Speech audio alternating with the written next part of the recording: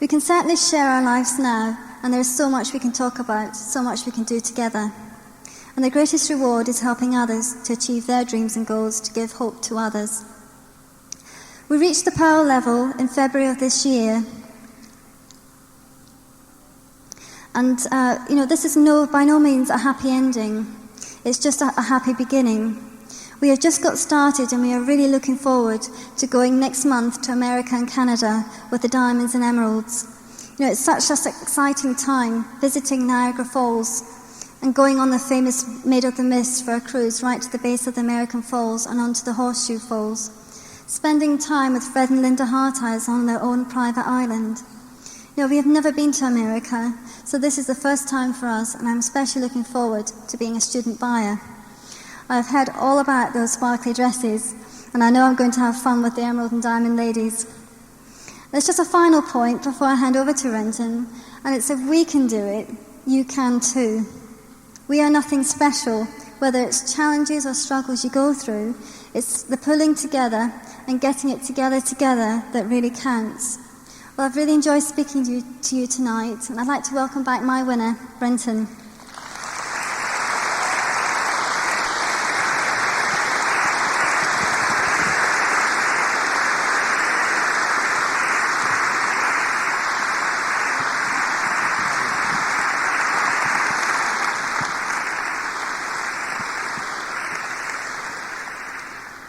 Okay, it's amazing that a few short years ago that Karen wouldn't even speak to me.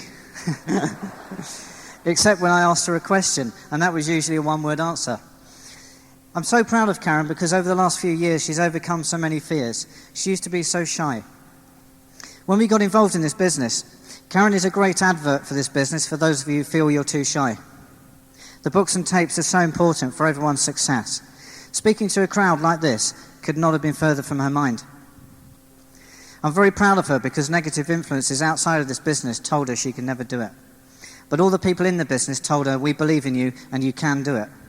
So can any one of you. The only difference between you and us is just time. Looking back over the last 5 years, we've had some interesting experiences, and some of them funny, some of them tested our attitudes to the limit.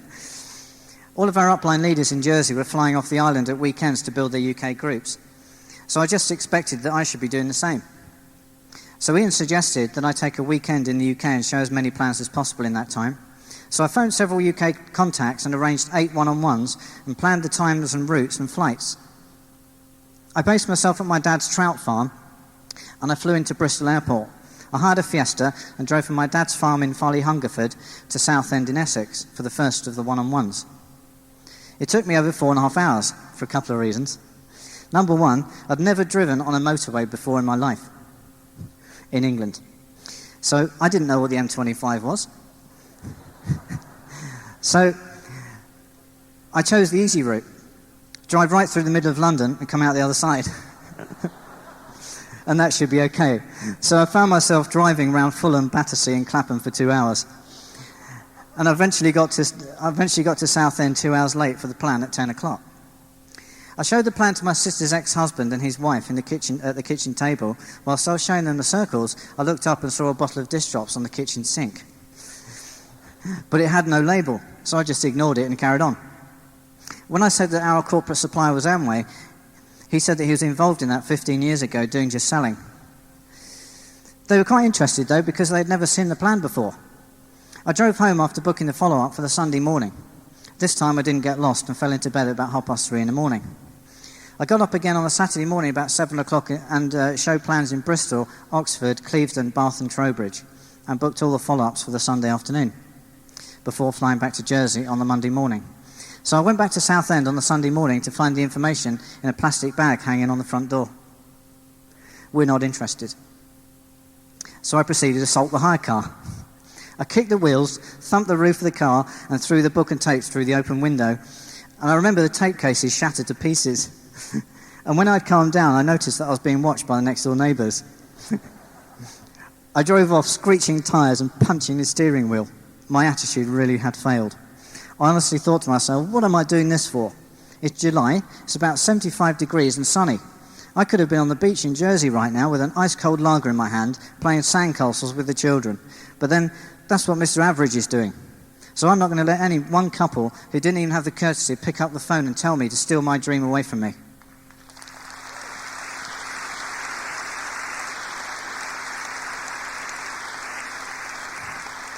What really helped me to regain my attitude failure was listening to 3 hours of Bill O'Brien on the way home. And by the time I arrived at the next follow-up, I'd forgotten that couple, because I wasn't doing anything that our upline hadn't already done and experienced. And 4.5 hours in the car was nothing compared to the distances of our upline in America. That for them is a local group. I remember that Bill O'Brien was saying that the only distance group you'll have is the one where you're not able to get there and back in time for work the next morning. I drove over 1,000 miles that weekend, and only one couple got in. And they're still actively working the business today, and we know that they're going to be directs. I flew back to Jersey at 7:30 in the morning on the Monday morning, and I was back to work by 9. I was beginning to think I was a bit crazy, but I guess that's the power of a dream. When I went home that evening, exhausted, Karen was far from amused. In fact, she was in a fuming temper. Our personal relationship was disastrous by this time, but I never told anyone about it. I just focused on the goals, and very often nothing else would get in the way. Family, sport, work, nothing. In fact, when we had our baby son Lloyd, he was going through several operations for his dilated kidney trouble, and Karen thought I just didn't care and kept calling me insensitive. I had to speak to some of the upline ladies to see what I could do with Karen, and Sue Parlett recommended that I didn't force Karen to any more functions. Well, I knew the importance of major functions, so I went to them on my own. I never invited Karen or forced her to do anything she didn't want to do. Sue also said that I should resist arguing with Karen and just don't discuss the business with her and just keep doing it. The will that weakens the first strengthens the other, and that really began to work.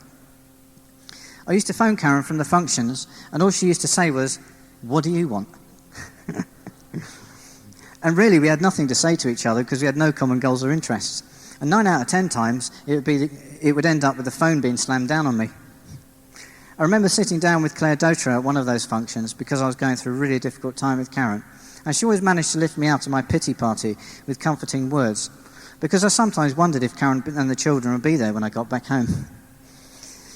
Claire was always skillful enough not to sympathise and fall into the pit with me, but pull me out of the pit with empathy. Claire told me that if I was to keep loving and respecting her and keep reading, then one day she would be with me and she would understand.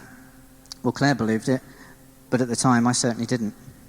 The next tall order contained a book called A Man of Steel and Velvet, and another one called Total Woman. I didn't order them, but Claire knew what was needed. Well, I read mine, and when I gave Karen hers, it came back to me at 100 miles an hour. Right on the back of the head, followed by a swift visit to the bin. Well, I needed to grow as a husband and a father and a leader to understand Karen's needs and desires. When we moved on to Silver, Karen and I started to have more rational discussions because I took Claire's advice and worked on my attitude and grew myself and created a better balance between the business and family life. I think Karen was beginning to come to terms with the fact that quit was not in my vocabulary. I never tried to swing Karen's negative attitude towards the business because Karen now had to make that decision for herself. The group was really growing now, and at one point we moved over 30 kits a month. I was counselling with Chris Parlett as often as I could catch Chris on the island, and in fact Southampton Airport was a common meeting place for Chris and I. Ian and Jean by this time were back in the UK. So I asked Chris if there was a realistic chance of qualifying for leadership seminar in Sicily. And the first question Chris asked me was if Karen would come with me. Well, I didn't think for 1 minute that she would turn down a first-class, 5-star holiday for a week in the sun. Would you, ladies? So when I invited her, to my amazement, she said no. So then I knew she was serious about not getting involved. Well, she said she'll come if she can bring the children and stay away from all those Amway people. I gave her no reply and let her chew over it for a few weeks, and I didn't argue with her about it. This was all paying the price, but our upline always told us to focus on the prize and not the price. When the official invitation to Sicily came through from Amway, Karen said that she'd come, and proved to be a week where our relationship grew much closer as a couple. In fact, closer than we'd ever been over the previous 2 years. There's something very special about that week. We know that there's not one of you who cannot qualify for one of those trips. They're brilliant fun, it's worth it. It's worth every minute of your efforts to spend time with Jerry and Mandy and Pat and Greta, who are our heroes in this business. We spent time with all the leaders doing water sports, scuba diving, just lying in the sun and relaxing. And one day we had lunch with Mike and Di Beasley. And we never stopped laughing the whole time. Mike calls Karen my daughter. And he asked me how on earth an ugly guy like me is going to get such a beautiful wife like Karen. To which I replied, charisma, charm, and wit.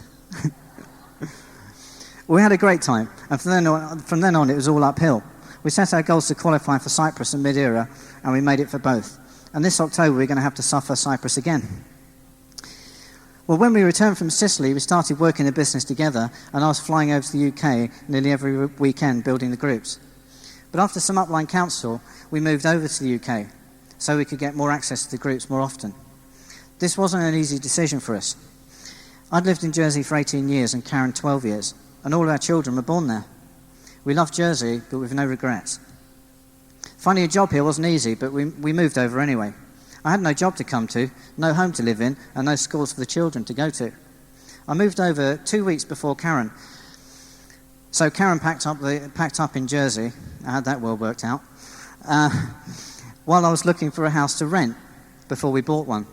So I found a small house in Bath, which we rented. The only thing I brought over was my clothes, the tapes, and the books, because I had plans booked straight away. Moving house can be a distraction, but we moved to England in July 2 years ago, this very weekend on family reunion. So our kids were in a strange home with a babysitter on the same weekend we arrived. I found some temporary agency jobs, so I've been in and out of various jobs. But now I'm looking forward to the freedom of the Emerald lifestyle level offers very, very soon. So it was a good decision that we moved over here, because now we're Pearl and moving on to Emerald and Diamond. Because we don't feel we've arrived by any means, and we still know that we're humble enough to realise that we've still got a lot to learn. Well, counselling with Ian and Gina has been a tremendous motivation for us, because we know where they've come from and what a lifestyle they've achieved today. We remember his and hers minis and the small cottage in Jersey. We've seen them move into a large home in the country with acreage, and they have the freedom to spend time with their new baby son Ian Robert. They've made improvements and extensions to their home, and now the minis have exchanged for his and hers BMWs. And this has given us so much belief because of the proof of success. All we had to do was listen.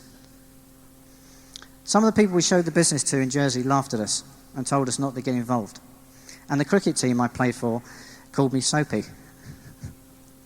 Some of them 5 years later are divorced due to financial strains, and others are redundant. I think we made the right decision. I think if we'd not persisted building this business, we probably would have ended up in the same situation. I remember I took one prospect to see the plan at the parish hall in Jersey. He thought it was going to be something to do with catering, and when we got there was about 40 ladies selling cakes. He didn't get excited, it was the wrong venue. And Terry Morell did one of our downlines meetings, which was most amusing. There's 10 people in a bedsit, which is 12 by 12, and everyone was smoking heavily, and you could hardly see the board. And everyone started laughing. Well, Terry looked puzzled and thought he told a good joke, but as Terry took 2 paces up and down, a piece of tinsel fell down from the ceiling and stuck on his hair on one end, and the other end was still on the ceiling. So it followed him around the room, and nobody told him. But we've really learned to enjoy the building the business and have fun with it. You know, now that Karen and I have resolved a lot of our challenges and we've got it together, we're closer as a couple today than we've ever been. And that's because of the love and support of our upline have given us and the friendships we've developed. Now our challenges and experiences we can use in order to help others to overcome theirs. And if we've helped just one of you to make a decision to never give up and build this business, then we feel it's all been worth it. Because the prize is better than the price. And Karen and I will never stop building this business. And we're looking forward to helping others to achieve their financial independence and security. This business has been a struggle for us. But I believe that everyone who gets committed to this business needs to have struggles in order to make you a stronger and better person.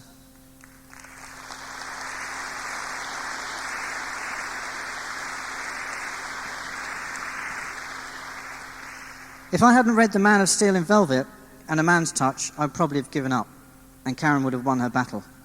One thing I do know, and that's that I would have lost she would have lost her respect for me, and I would have been filled with laziness and lack of self-esteem.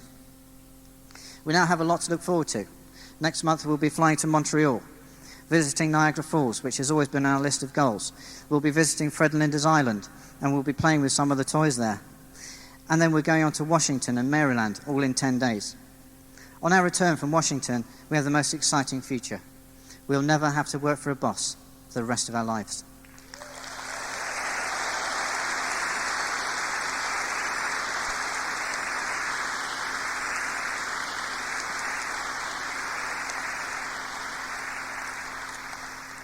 We'll be associating with all the other emeralds and diamonds there and have no doubt it will be fun. A month after that, we're off to Cyprus with all the directs, compliments of Amway. Early next year, we're going to give our children the time of their lives, a trip to Disney World, which we promised them.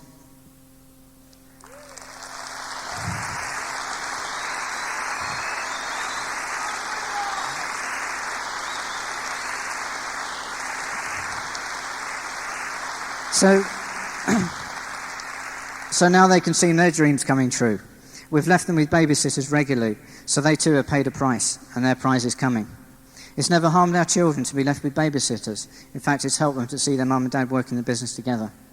You too, all of you, can have all of the rewards this business offers if you focus on the prize and not the price. We've really enjoyed speaking to you. You're all winners. Thanks for listening, and we'll see you at the top.